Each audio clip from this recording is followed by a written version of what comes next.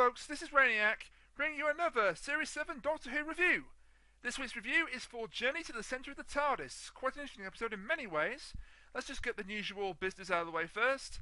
This review is a spoiler for the episode in question, and will contain spoilers for the episode in question, so if you haven't seen it yet, please watch it in full before you watch or listen to this review. So now that said, let's jump straight into the episode. Our cold open this time was quite interesting.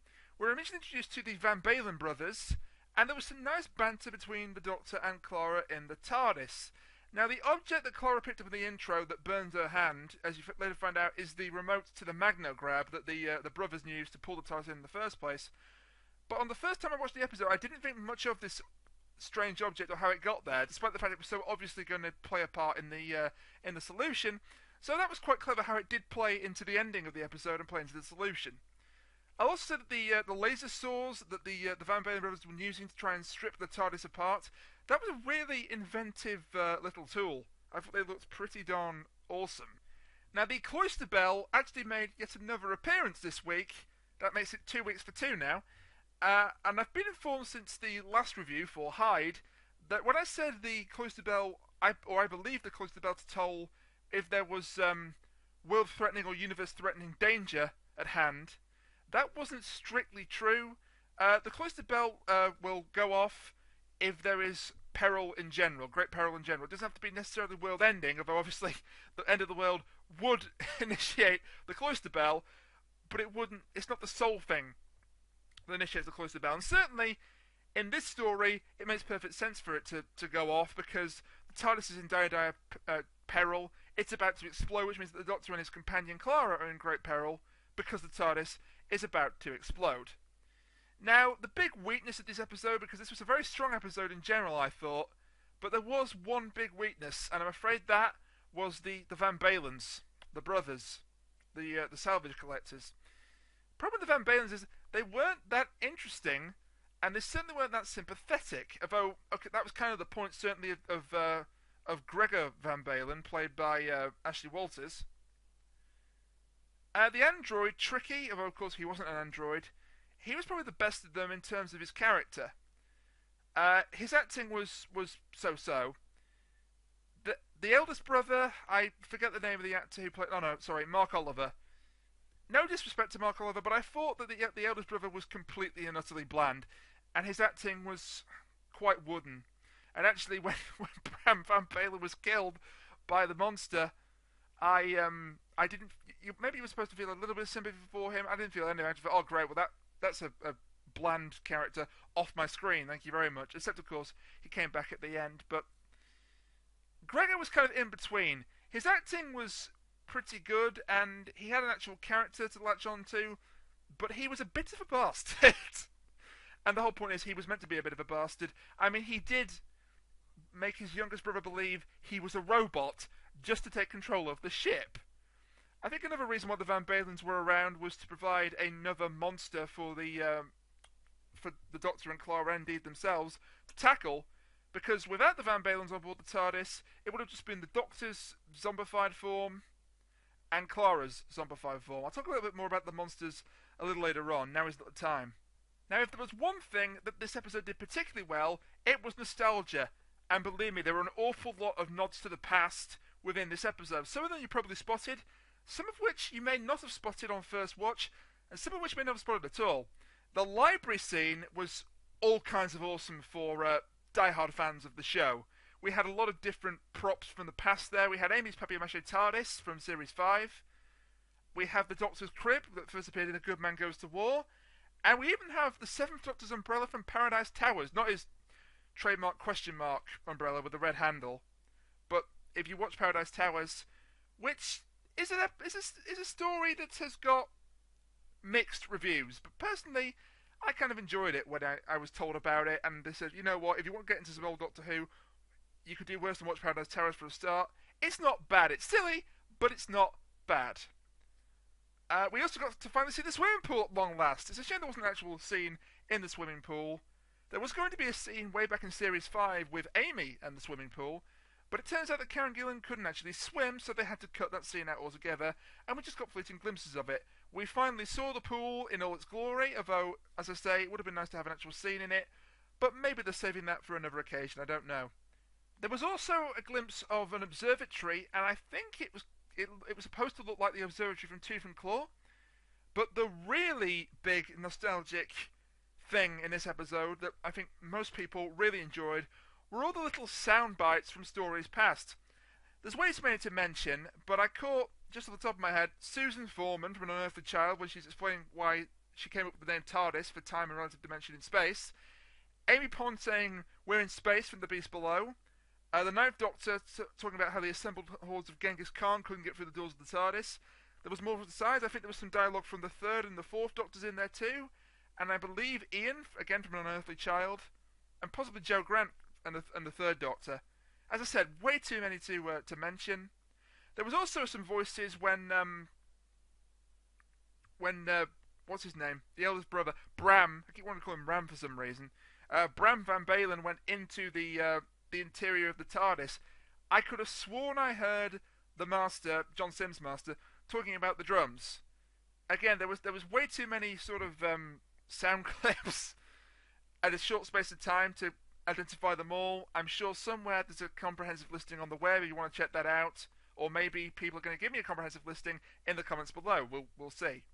But yeah, I'm always a sucker when shows use nostalgia in a good way, not just crowbarring it in for the sake of keeping the fans happy. This was a very clever way to have some nostalgic sound clips in there. Well, they actually made sense. They were in the bottles in the library, and of course there were sound clips in the interior console of the TARDIS. Quite while the TARDIS was emanating echoes of the past, God only knows. But come on, it's a TARDIS. It's a time machine. It's got a lot of capabilities. Come on now.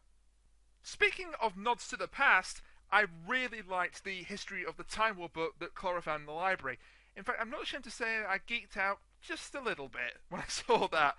I kind of knew already it was going to be in the episode because there was a picture that was leaked prior to the episode being aired that showed the book in all its glory on a pedestal. So I kind of knew it was going to be in there, but I still love the fact it was there. It wasn't a surprise to me, but I still love the fact that Clara found it. Clara's reaction to discovering the Doctor's real name was kind of underwhelming. But I suppose that was because they were trying to make the audience... They were trying to keep the audience guessing exactly what she read in that book. Although her reaction was just like, oh, so that's who. And as I say, very underwhelmed. Because if you just found out the name of the Doctor, sure you'd be like, oh my god, that's his name? But then again, Clara has just got here and she kind of doesn't know the reason why the Doctor keeps his name a secret. Or does she? I guess we'll find out when the finale rolls along. Another scene I really liked was the bit where Gregor tries to steal part of the architectural reconfiguration system of the TARDIS. I refer to it as the Tree of Life because that's what it reminds me of. The Tree of Life is an archetype found in a lot of different mythologies. Perhaps the most common one, or the most well-known one certainly, being Yggdrasil from Norse mythology. That's been used in quite a few other TV shows for things.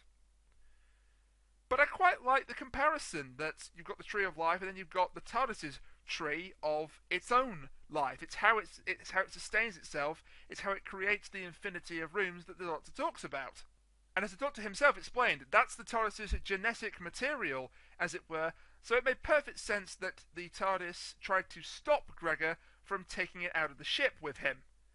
By removing the doors, by changing the architecture, putting them in an endless loop, all that sort of thing. It made sense that the TARDIS would do that because he's trying to take this precious circuit away from him and away out of the TARDIS where she can't use it. The TARDIS has always been referred to as a she, just run with it. There was kind of a funny little goof in that scene where Gregor arms the thermal detonator to convince the TARDIS to open the doors again. He never actually turned it off. So really, it should have gone off in his hand. But I understand why they didn't do this, and maybe I'm just nitpicking for the sake of nitpicking. Speaking of nitpicks, another rather amusing continuity error.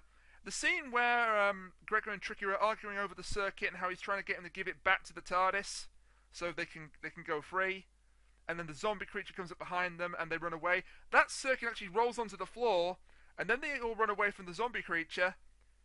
And as far as I could tell, Gregor is never seen picking it back up again, although you could explain this slight continuity error in that maybe after the Doctor and Tricky had run away from the zombie, Gregor came back, picked up the circuit, and put it back in his bag, because between the time he runs away from the zombie and the time you see him again, he's got the circuit in his backpack. And also, while we're on the subject of that, the bit where the Doctor, Tricky, and Gregor are trying to escape the corridor, only to keep being led to the exact same spot, that was pure Scooby-Doo. I don't know if they did that intentionally as an homage to that show, or if it just kind of happened naturally. But yeah, that bit reminded me of pure Scooby-Doo.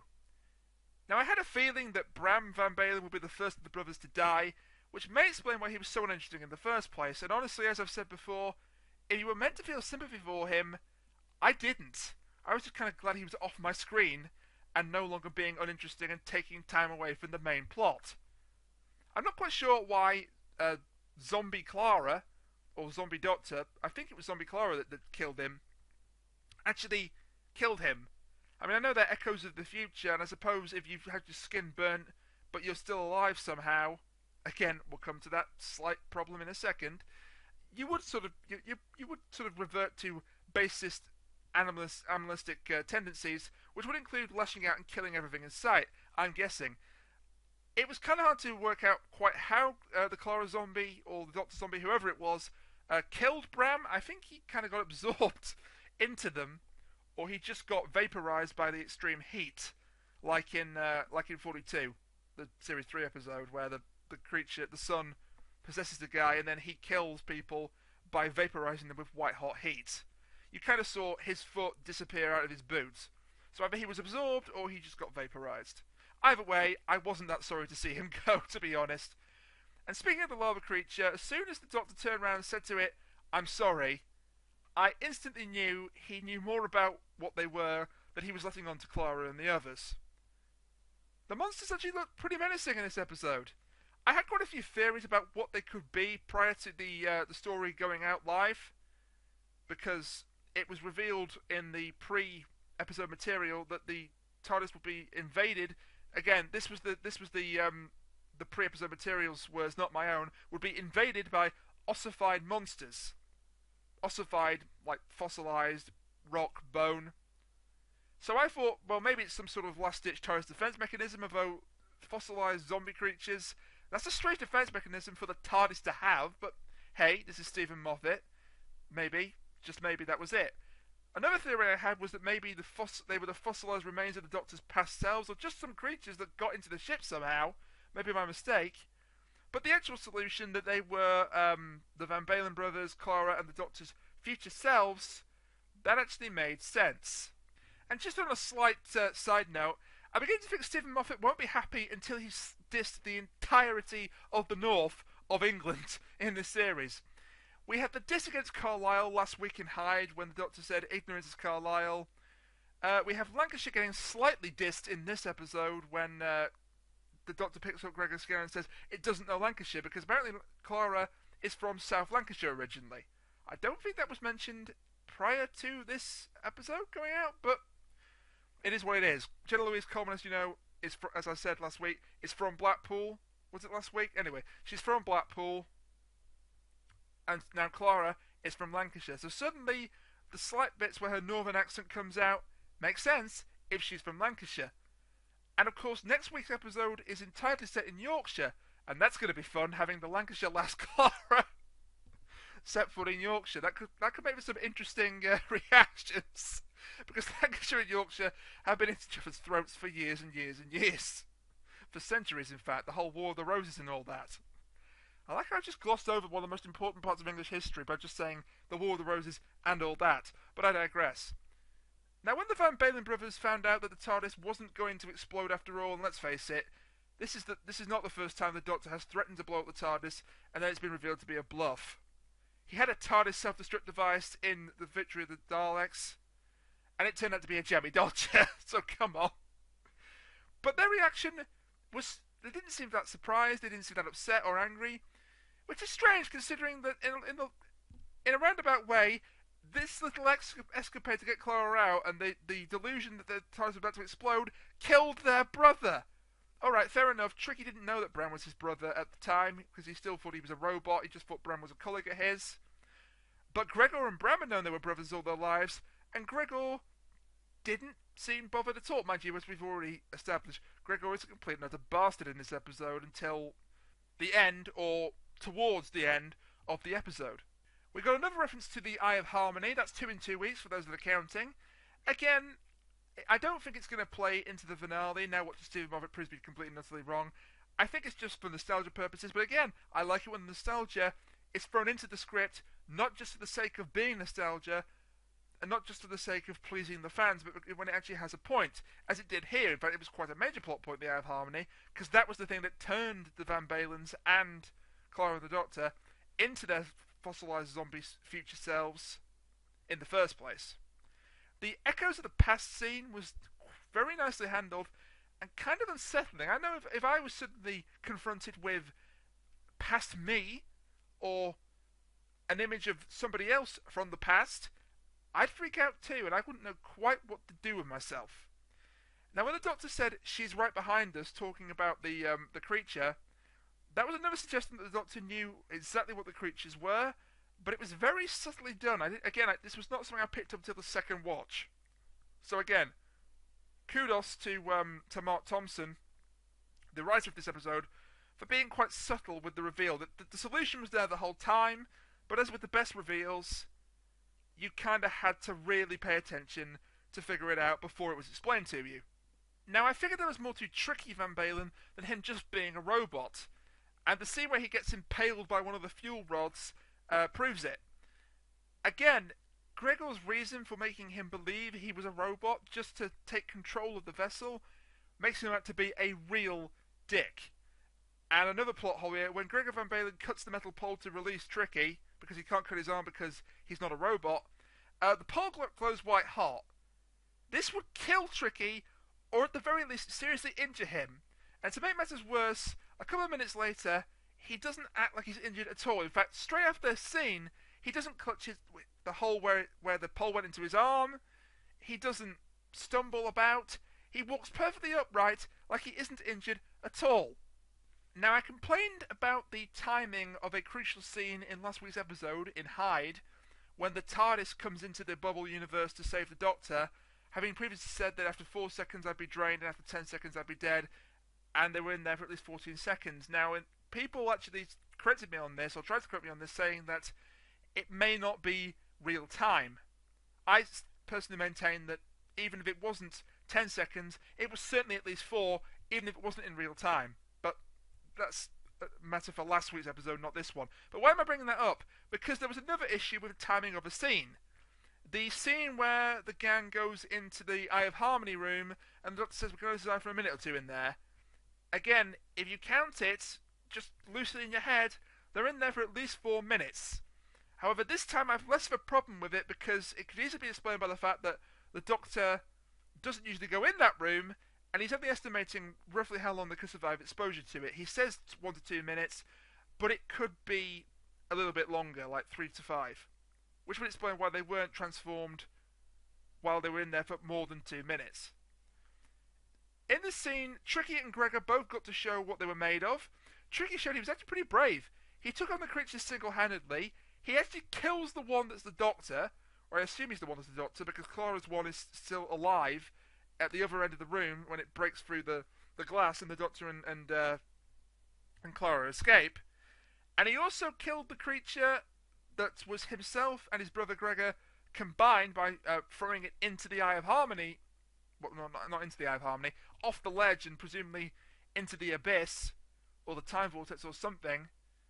And Gregor finally got a way to redeem himself from all his past evils when he tries to save Tricky, and in the process actually dooms them both, and they transform into the very same Siamese twin zombie creature that Tricky has just murdered.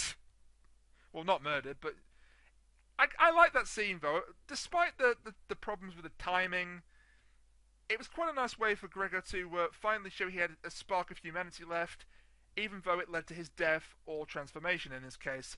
Again, as with the case with most stories, redemption leads to death, although in this case, it does naturally because the Doctor rewrites time to make it that none of this ever happened. I'm going to go to that when we get to the solution or the end of the episode. Towards the end, we got some more light shed on the Clara mystery. Unless Clara was lying, it seems that she has absolutely no knowledge of her other lives, being Oswin in the Dalek Asylum, being Clara, the barmaid in Victorian London, and she really is just an ordinary girl. Except, of course, she can't possibly be just an ordinary girl. So far, I have to give them credit. They've handled the story arc really well, and I just hope the payoff to it, which we will probably find out in all likelihood in the finale, which is only 3 episodes away now this one's done, believe it or not. I just hope that payoff doesn't ruin all the hard work they've done, like the payoff to Series 6, in many fans' eyes, including my own eyes, was quite a bit of a letdown. The scene where Doctor and Clara ended up in the heart of the TARDIS, and also the scene before that where the Doctor realised they weren't going to die and a leap of faith would bring them into the engine room, that was nicely done. It showed that the Doctor really cares for his TARDIS. We saw that back in The Doctor's Wife, and his relief when he saw the burn on Clara's hand and realised there was a way to save them all after all, just showed how special the TARDIS is to him. In some respects, the TARDIS is his old... Well, in fact, in nearly every respect, the TARDIS is his oldest friend. They've been through so much together. Now, the solution to this episode is pretty clever, and is a logical reason to pull the whole "this never actually happened" card. Usually when something does that, I get infuriated, but for whatever reason, this time, I didn't mind it so much. It actually made quote-unquote logical sense to reset time. I mean, technically you could have not reset time because the Van Balens, well, they were not going to appear in other stories anyway, but then again, the Doctor did say that the TARDIS was going to explode and there was no way to stop it, so they kind of had to rewrite time. And because of this, we got another appearance of the cracks in time that have not been seen since the Big Bang, when apparently that story arc was finished and that threat was put to bed. Apparently not. There's another crack in time here. Now, I don't think it erased the Doctor like it erased the clerics in Time and the Angels in Flesh and Stone, or Rory in Cold Blood, or anyone else that was fell into a crack in time and erased. But it did kill him, because on second watch I noticed that as he stepped through the crack and he gave his past self the remote and he screamed, he literally disappeared into nothing. And even if he was erased from time, the ending still makes sense because the TARDIS itself is an anomaly and a paradox, and his actions of his future self mean that whatever he did, it never actually happened. He was also able to survive for a while in the Big Bang when he went into a crack in time in the end of that story, when he travelled in with the Pandorica. So, again, some people might think this was a plot hole and illogical, but it actually makes sense. And I kind of like the ending. I realise this makes me like a bit of a hypocrite because I've previously disliked it never happened endings like in The Last of the Time Lords, where in my opinion that ending kind of ruined what had been up to then one of the best stories since the revival in 2005. But as I say here, it made more sense. And none of the events of this adventure actually happen, but Gregor Van Balen treats Tricky differently, as shown by the photograph, which again, this is nice before and after. At the start of the episode, you see the photograph, and it's just the father, who we assume is long dead, and the 2 brothers. At the end of the episode, we see the photo again, but Tricky is revealed to be on the end, and obviously, past Gregor had torn the photograph to keep up the charade of him being a robot and not a family member. The Doctor did say to Gregor, never forget this, meaning don't forget how you saved Tricky and how you're a better person now. And this makes sense because the same thing happens again to bring up the Big Bang. Of course, this happened on a much larger scale, but time is reset. Rory can still remember being a plastic centurion. And just like last week, the monsters didn't get an actual name till the credits rolled, the name this time being Time Zombie. But considering who the monsters were, there wasn't really a need to give them an actual name. So overall, this was a really fun and pretty good episode. It's nice to see a story set entirely in the confines of the TARDIS for a change. The Doctor's Wife was really good, but only half of that was set in the TARDIS, and half of it was set on the junk planet within the Bubble universe. The only real weakness to the story was the brothers, because they didn't really bring much to the episode. Ashley Walters was the only one that did a pretty good job of his acting, but the subplot about Tricky not being a robot but actually being human was alright and served as a nice distraction from the main threat of the Eye of Harmony, turning them into fossilized zombies. The monsters look pretty good, and bonus points for having the zombie who was Clara, played by Sarah Louise Madison. That name doesn't sound familiar to you. She portrays the Weeping Angels, or certainly she portrays one of the Weeping Angels. Has done in the past, and I assume if the Weeping Angels ever come back, she will do in the future. So bonus points to the creators for that. And the explanation that the monsters were actually the future forms of the Doctor, Clara, Gregor, and Tricky, that was well thought out. For me, this episode is right up there with the best of them, that being A Town Called Mercy and Cold War. Whether it's the absolute best of this series, I beg to differ. I've heard people out there calling this the worst episode since Doctor Who came back, and all I say to that is, it's fine for you to have your own opinion, but are you mad? This is worse than Love and Monsters. This is worse than Fear Her. As I say, that's not an issue I want to go into. But as I say, I personally really enjoyed the episode, really thought it was good. You may disagree. If you disagree, then please tell me. I'm not against criticism because, debate. Debate is good, debate is healthy, as long as it's kept civil. Not to mention, of course, that the whole point of a review in the first place is to get the person's opinion across and encourage and stimulate debate within moderation. Anyway, I'm ranting. Next week's episode is The Crimson Horror, and going solely off the trailer, this looks pretty damn good. We've got Diana Rigg, who is famous to Britons all across the country for playing James Bond's wife, Teresa, or Tracy as she went on to be known, in On Her Majesty's Secret Service. She was also Emma Peel, one of the most kick-ass heroines on television in the 60s and 70s in The Avengers. Not to be confused with Marvel's Avengers, this was a completely different series. Her daughter Rachel Sterling, her real-life daughter, is also in the episode. And best of all, Vastra, Jenny and Strax, the Paternoster gang, are back, and they all seem to have prominent roles. Strax's line about, "We are going to the north," had me laughing with how concerned he sounded when saying it. There wasn't too much of Vastra shown in the trailer, but considering she's like the unofficial leader of the group, I expect she'll have a prominent role. And best of all, Jenny looks to have a prominent role, and in the trailer she really gets to kick some ass when she throws that guy to the floor. Jenny is kind of I wouldn't say she's the most useless of the Paternoster gang, but she's perhaps the one that does the least out of them. But apparently this episode rectifies that, so I'm all for that. Besides, she fought a headless monk in a sword battle and lived. So as far as I'm concerned, Jenny's alright with me. Going off a bit of a tangent there, but the pink alien goop and the fact that the location is Sweetville, it's called Sweetville, it's given me a bit of a Happiness Patrol vibe, which is an awful story from the Sylvester McCoy era. But hopefully that's all it is, and even if it is kind of linked to the Happiness Patrol, the Kennymen can't appear because of the creators of Licorice All Sorts were very upset and demanded he be discontinued because of copyright.